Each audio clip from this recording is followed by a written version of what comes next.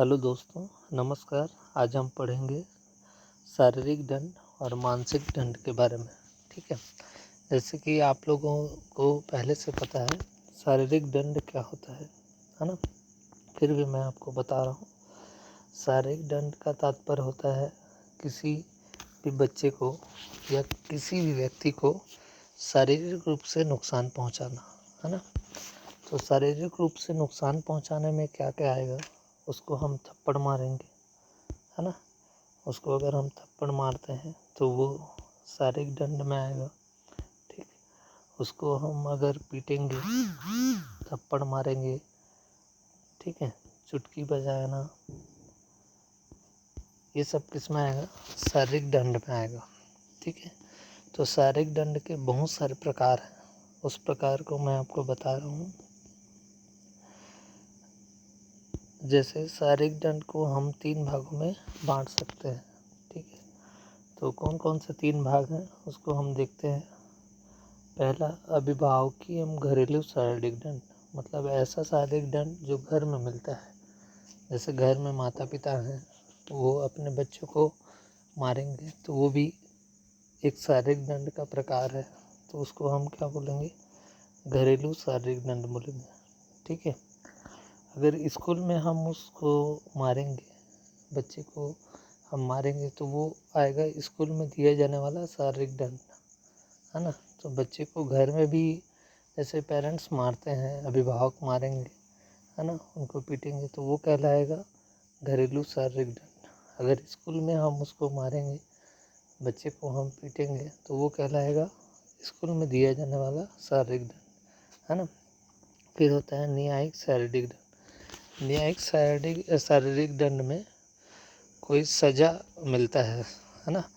किसी को सज़ा दिया जाता है। जैसे जेल में जो मुजरिम हैं उनको कुछ सच उगलवाने के लिए शारीरिक दंड दिया जाता है ना। तो वो कहलाता है न्यायिक शारीरिक दंड। ठीक है। तो शारीरिक दंड को बेसिकली 3 भाग में बांटा गया है। कुछ शारीरिक दंड को हम देख लेते हैं। जैसे ये मैडम है ना, मैडम क्या कर रही हैं? शारीरिक दंड दे रही हैं बच्चों को मार रही हैं। तो ये बच्चे उसको देख रही है ना। तो इस पर भी थोड़ा प्रभाव पड़ेगा।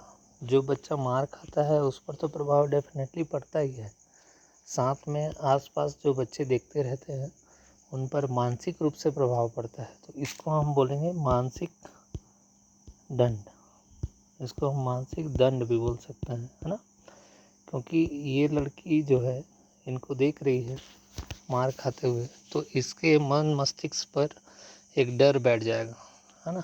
तो मस्तिष्क में डर का भाव उत्पन्न हो जाना, किसी को डराना, किसी को धमकाना ज़बरदस्ती, वो मानसिक दंड में आता है। तो शारीरिक दंड में पीटना आएगा, है ना।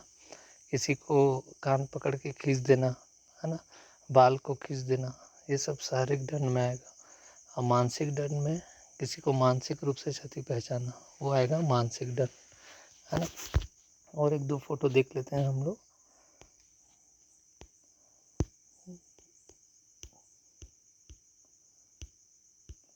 ठीक है। जैसे यहाँ पर आप देखेंगे तो ये भी शारीरिक दंड का प्रकार है, जिसमें मैडम क्या कर रही हैं?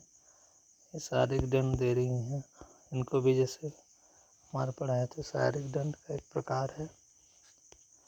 इसके बाद और देखते हैं तो ये भी शारीरिक दंड दिया जा रहा है इसमें, है ना। अब जैसे शारीरिक दंड मिलेगा या मानसिक दंड उनको दिया जाएगा, तो इस पर बच्चे पर क्या प्रभाव पड़ेगा? तो बच्चे पर नेगेटिव प्रभाव पड़ेगा, है ना, नकारात्मक प्रभाव पड़ेगा। बच्चे हमेशा क्या करेंगे? डर के माहौल से जिएंगे, है ना। बच्चे को हमेशा डर लगेगा। तो ये बच्चा देखो डरा हुआ है ना। अर्थात मानसिक रूप से उसके मन मस्तिष्क में एक डर का भाव उत्पन्न हो जाएगा। तो ये मानसिक दंड भी यहाँ पर हम उसको दे रहे हैं। शारीरिक दंड तो दे रहे हैं, तो साथ में एक मानसिक दंड भी आ जा रहा है ना।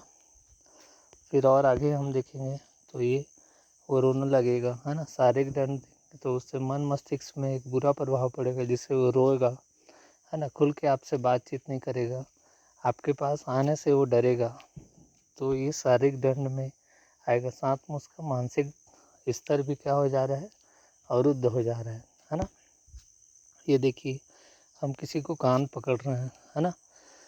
कान भी पकड़ना एक शारीरिक दंड है, किसी को स्केल से मारना ये भी शारीरिक दंड है ना। तो इसके लिए कुछ कुछ कानून भी बनाया गया है, तो वो कानून की चर्चा अब हम कर लेते हैं। इसको रोकने के लिए क्या क्या कानून बनाया गया है ना। सबसे पहले हमारा जो राष्ट्रीय शिक्षा नीति है ना, उसमें भी दंड का उल्लेख नहीं किया गया है, अर्थात दंड नहीं देना है बच्चे लोग को, है ना। तो शिक्षा का अधिकार अधिनियम जो 2009 की धारा 17 में, है ना, शिक्षा का जो अधिकार है उसकी धारा 17 में लिखा गया है कि किसी भी तरह के शारीरिक दंड,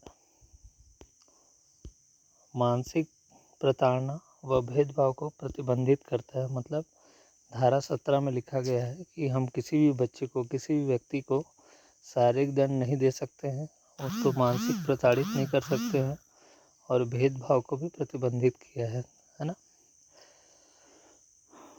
और उसके बाद एक और चर्चा कर लेते हैं अभी। हाँ, जैसे बच्चों की पिटाई के मामले में माँ बाप पुलिस में शिकायत कर सकते हैं, है ना। जैसे आप बच्चों को मारेंगे स्कूल में, तो उसके विरोध में माँ बाप पुलिस में शिकायत कर सकते हैं, है ना। तो इसमें जैसे धारा 323 कब लगेगा, जब आप बच्चे से मारपीट करेंगे तो धारा 323 लगेगा, है ना। बच्चे को अगर आप जख्मी कर देंगे तो आपके विरुद्ध धारा 324 लगेगा। बच्चे को गंभीर रूप से जख्मी कर देंगे तो धारा 325 लगेगा। तो इस प्रकार आप भी किसी स्तर पर अगर बच्चों को शारीरिक रूप से या मानसिक रूप से प्रताड़ित करते हैं तो आपके विरुद्ध अनुशासनात्मक और दंडनीय कार्रवाई हो सकती है। तो इससे क्या हो, आपको भी नुकसान होगा, साथ में बच्चे का स्तर तो गिरेगा ही, है ना। इससे माँ बाप भी, पेरेंट्स भी थोड़ा सा आपके प्रति नकारात्मक हो जाएंगे, है ना। तो इस प्रकार शारीरिक दंड और मानसिक दंड बच्चे को नहीं देना है। शारीरिक दंड और मानसिक दंड देना ही नहीं है। बच्चों को पॉजिटिव वे में लीजिए, बच्चे को जहाँ तक हो सके उसके स्तर का, आसपास का चीज़ या वो जितना सीख पाए उतना ही सिखाइए, है ना। बार बार उसको सिखाइए। बच्चा है, जैसे हम मिट्टी को बार बार सेक देते हैं तो अंत में वो घड़ा बन जाता है ना। तो इस प्रकार बच्चे को हम बार बार सिखाएंगे तो वो अंत में सीख ही जाएगा। ठीक है, धन्यवाद आप सभी का।